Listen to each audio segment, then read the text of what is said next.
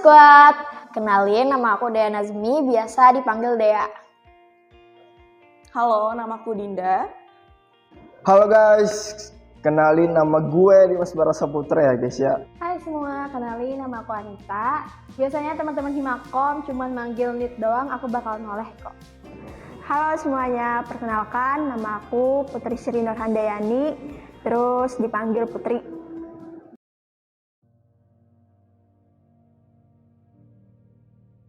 Orang yang selalu merasa kurang. Menurut aku, insecure itu sebuah ketidakpercayaan diri. Selalu merasa diri selalu kurang terus. Menurut aku insecure itu kurangnya rasa pede dalam diri kita.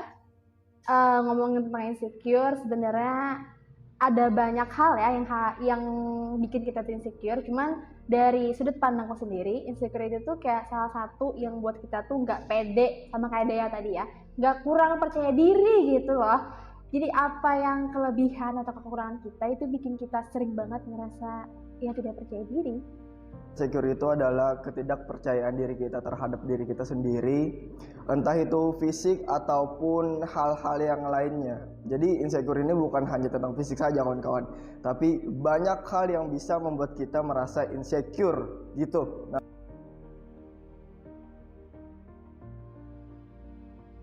Banyak sih, salah satunya dimana aku melihat teman-temanku yang seumuran sama aku tuh udah pada sukses, udah pada punya karir, punya segudang prestasi, sedangkan aku tuh ngerasa aku masih bukan apa-apa gitu. Pernah dikatain kurus kering. Untuk aku pribadi, biasanya tuh kayak dikatain, kok lo pendek gitu, kok lo cungkring gitu. Pengalaman hidup ketika aku belum bisa ngasih apa-apa ke orang tua, dan itu selalu kurasakan sampai sekarang. Dan juga mungkin kawan-kawan di usia 20-an itu banyak merasakan apa yang kurasakan sekarang gitu. Karena ketika kita melihat teman-teman kita sudah bisa memberikan sesuatu terhadap orang tua kita, nah disitulah menurutku rasa insecure terbesar kita sebagai anak gitu. Nah, itu sih. Oh, pengalaman hidup. Ini sebenarnya agak ngeri banget ya bahasannya. Aku bakal cerita pengalaman yang paling kuinget sampai sekarang, yang bener-bener ini diingetan tuh, aduh rasanya nggak bisa hilang gitu ya. Jadi ada satu ketika aku pulang kondangan. Jadi kondangan itu kan ceritanya kayak keluarga besar gitu, mengunjungi ke tempat lain gitu, jadi sama-sama. Nah, waktu zuhur itu kan kami mampir tuh untuk sholat zuhur, dan ini posisi aku lagi menstruasi, nggak sholat, sama sepupu aku yang nggak sholat juga. Kami itu kan punya tipe kulit yang bener-bener kayak jelas-jelas beda gitu loh. Dia yang jelas-jelas kayak normal banget, yang sehat banget lah, beda banget nih sama aku gitu kan ya. Jadi ketika nih lagi menstruasi, terus jam-jam panas gitu kan, kayak bikin bete gak sih? Tiba-tiba datanglah om aku, tiba-tiba nyamperin gitu. Dia tuh nyamperinnya kayak niat baik mungkin ya, ngasih tahu, tapi kok gak enak banget. Jadi gini ceritanya. Pas aku tuh lagi ngobrol nih sama sepupu aku kan, ngobrol biasa gitu. Ternyata datanglah om aku ini nyamperin untuk bilang gini, coba dong mukanya dikasih ini gitu loh. Terus aku bilang, kalian ngerti kan cewek-cewek kayak lo lagi haid gitu, di jam-jam yang panas terik gitu, tiba-tiba dikasih wejangan yang menurutku kayak lo salah tempat gitu, salah timing gitu, salah banget. Jadi di situ motong kayak, aduh ini kok beda banget, ini salah banget gitu, di posisi yang gak enak banget ini. Jadi aku sampai itu tuh aku ngerasa kayak diem aja, aku tanpa ngegubris sama sekali. Ya udah aku diem. Terus aku ngeliat sepupu aku kayak, jadi gak enak, jadi kikuk gitu obrolannya. Dan tiba-tiba bapak aku datang, mungkin bapak aku nih denger nih obrolan ini tentang anaknya mungkin ya. Terus dia ngajaklah om aku ini ngobrol topik lain biar mungkin nggak terjebak di obrolan bikin insecure gitu. Nah ini sih, itu aku inget banget. Tapi sampai ini ya udah aku maafin aja, cuman nggak bisa hilang gitu nggak bisa hilang. Lengket banget pokoknya.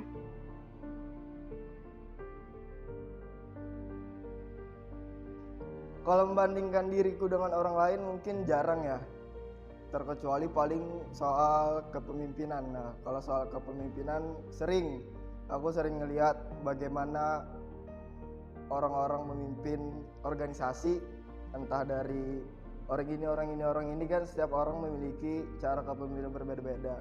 Nah, mungkin dari situ aku bisa mengambil pelajaran-pelajaran yang bisa membuat diriku lebih baik. Tapi untuk hal yang lainnya aku sangat jarang kawan-kawan, karena menurutku inilah diriku dan aku nggak mau diriku menjadi orang lain. Karena ketika kita membandingkan diri kita dengan orang lain, itu bisa merubah jadi diri kita sendiri kawan-kawan. Menurutku itu sih. Nah itu. Dulu sering karena ngerasa tertinggal jauh dari kawan-kawan.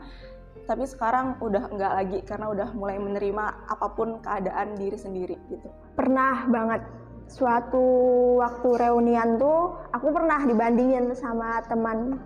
Waktu tuh teman aku tuh dulu tuh kurus juga sama aku. Sama-sama kurus waktu SMP.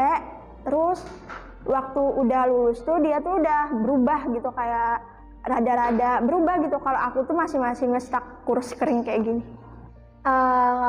Ngebandingin ya, compare diri sendiri sama orang lain, mungkin sampai saat ini masih sering, pasti dong, wajar dong ya, karena aku ngerasa kayak kok aku kayak gini, yang lain kok kayak gini, aku ngerasa beda sendiri di diri aku gitu, sering nge-compare. Cuman untuk saat ini udah lebih itu aja sih, lebih bisa ngekontrol kayak aku nggak mau bikin penyakit sendiri gitu. Karena apa? Kalau kalian makin nge-compare diri kalian, makin ngebandingkan diri kalian ke orang lain, itu bikin penyakit loh guys. Bikin kayak makin sedih iya, makin terpuruk iya. Jadi jangan deh dibikin penyakit itu. Makanya sekarang ini ya kalau aku ngeliat orang lain kayak lebih wah pada aku, lebih ibaratnya ya, lebih cantik, lebih musuh segala macam, aku ngerasa kayak oh ya udah itu dia, ini aku. Dia kan itu berbeda, dua orang yang berbeda yang mana bisa disamain gitu. Kalau ngebandingin yang sering itu enggak sih, cuman kayak rasa itu tuh pasti pernah muncul di benak aku gitu. Kayak misalnya kan teman-teman aku lebih tinggi daripada aku, jadi aku ngerasa insecure aja.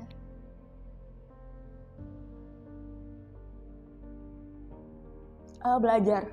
Aku ngerasa diri aku kurang, apa yang kurang itu terus aku gali potensi supaya aku bisa berkembang dan bisa sama rata sama mereka gitu. Walau agak lambat, setidaknya aku berusaha memperbaiki itu gitu. Berhenti menyalahkan diri sendiri sih. Cara aku ngelawan rasa insecure itu aku kayak berasa pede aja. Kalau kamu itu kecil itu nggak apa-apa, kamu itu coba, kamu itu lucu gitu. Melawan rasa insecure, kayaknya insecure nggak bisa dilawan sih menurut aku. Kayak kita tuh berteman gitu, kayak kita tuh nggak bisa ngelawan itu. Aku nilainya tentang gimana cara kita ngekontrol aja sih. Kalau ngelawan 100% tuh nggak bisa, karena menurutku bakal nggak bisa pokoknya. Kita tuh ngelawan karena itu bakal ada terus menerus di kita, nggak mungkin. Bahkan aku nggak percaya kalau ada orangnya, aku nggak pernah insecure, nggak percaya, aku nggak percaya sama sekali, itu nggak mungkin. Makanya kayak bisa-bisa kita ngekontrol. Kalau aku sendiri kayak dengan yang tadi, aku nggak mencoba untuk cari penyakit. Misalnya di Instagram kan, lihat cewek-cewek cantik, hidup segala macem, aku lebih baik nonaktifkan Instagramku guys. Jadi supaya nggak bikin penyakit hati, males aja gitu berurusan dengan orang-orang yang ya udah. Itu kan bisa-bisa kita nge-cutnya gimana, tadi sih ngekontrol intinya, bukan ngelawan ya. Susah soalnya kalau ngelawan. Kalau soal ngelawan ya tadi, kita jangan lihat ke belakang, kita jangan lihat orang sekitar, dan juga kita jangan mudah untuk mendengarkan ocehan-ocehan dari orang, kawan-kawan. Karena diri kita lah yang menentukan bagaimana diri kita lah yang menentukan jalan kita mau kemana. Ketika kita sering mendengar ocehan orang lain, itu tuh menghambat kita untuk lebih maju lagi, kawan-kawan. Karena kita sering overthinking berlebihan ketika kita mendengarkan ocehan-ocehan dari orang-orang lain yang mungkin itu tuh bisa merugikan diri kita sendiri, kawan-kawan. Untuk ngelawannya ya kita lebih percaya diri aja sih. Itu sih kuncinya untuk ngelawan insecure sih itu.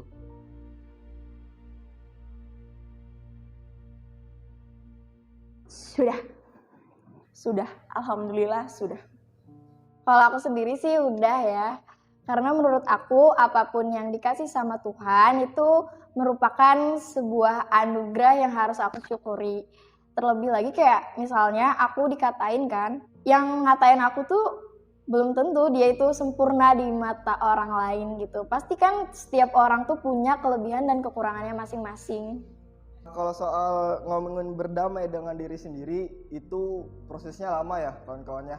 Kurasa lama sih, karena ketika kita sudah 100% berdamai dengan diri kita sendiri, berarti kita sudah 100% juga bersyukur dengan diri kita sendiri kawan-kawan. Karena berdamai itu kan sama halnya dengan kita mensyukuri apa yang ada di diri kita kan. Kalau kita masih mengeluh apapun itu, kita tuh belum bisa mengatakan bahwa diri kita sudah berdamai dengan diri kita sendiri. Kalau ditanya apakah aku sudah berdamai, ya belum tentunya, karena prosesnya lama untuk kita berdamai dengan diri kita sendiri. Nah itu.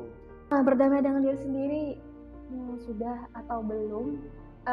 Kayaknya mencoba untuk berdamai. Karena kalau dibilang 100% berdamai, aku belum bisa.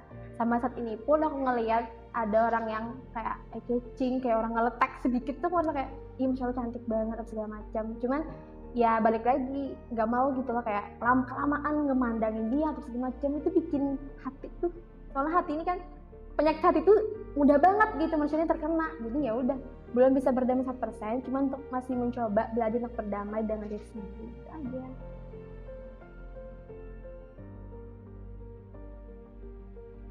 Kalau dari aku, karena aku kan gemoy-gemoy gini gitu, menurut aku kalian tuh harus pede aja, ya nggak usah lihat ke kiri kanan samping atas deh. Pokoknya fokus aja pada diri kamu sendiri, gapai cita-cita kamu, dan pastinya orang sekitar kita tuh ada yang lebih sayang daripada yang ngatain itu gitu. Dan bagi kamu yang suka ngata-ngatain, coba deh kamu mikir lagi, apakah perkataan kamu itu cocok kamu lontarkan ke orang lain gitu. Kalau ngomong tuh dipikir lagi gitu. Motivasinya tanpa kita sadari, kekurangan kita tuh bisa juga orang di luar sana tuh mau juga kayak kita gitu. Motivation letter untuk orang insecure, kayaknya ini yang aku sebutkan lagi lah. Aku sebutkan lagi insecure tentang apa. Mungkin ini para pejuang acne fighter yang insecure sampai saat ini. Menurutku kalian itu emang wajar banget insecure, wajar banget, nggak apa-apa banget gitu lah. Tapi yang aku ingat, aku tekan kalian, coba deh kalian buka surah At-Tin ayat 4. Nanti editor taruh di sini tolong banget. Apa ya artinya, aku lupa. Pokoknya kayak Allah tuh menciptain manusia dengan sebaik-baiknya. So tolong banget nih, kalau kalian ngerasa ada kekurangan di diri kalian berbeda dengan yang lain, berbeda dengan kok kayak gini, kayak gitu.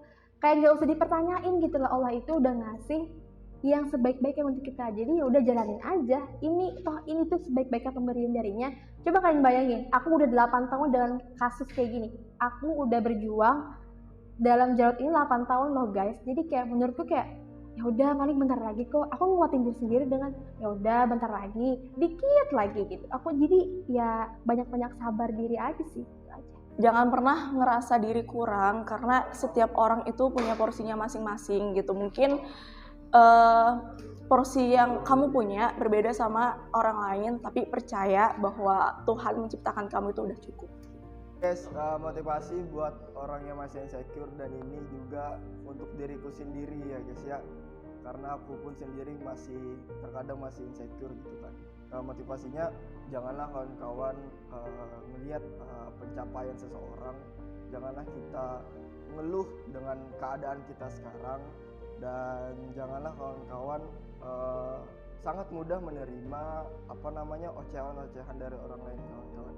Karena inilah jalan yang kita pilih, inilah kehidupan kita, dan inilah proses kita.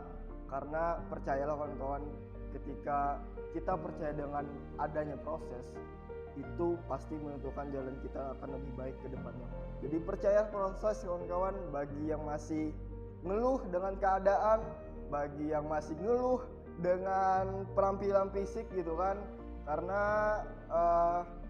cantik dan ganteng itu juga butuh proses kawan-kawan gitu ya. Dan kesuksesan pun pastinya butuh yang namanya proses. Jadi percayalah, proses itu kuncinya kawan-kawan. Dah, oke, dadah. Dah. Ya, assalamualaikum. Ya.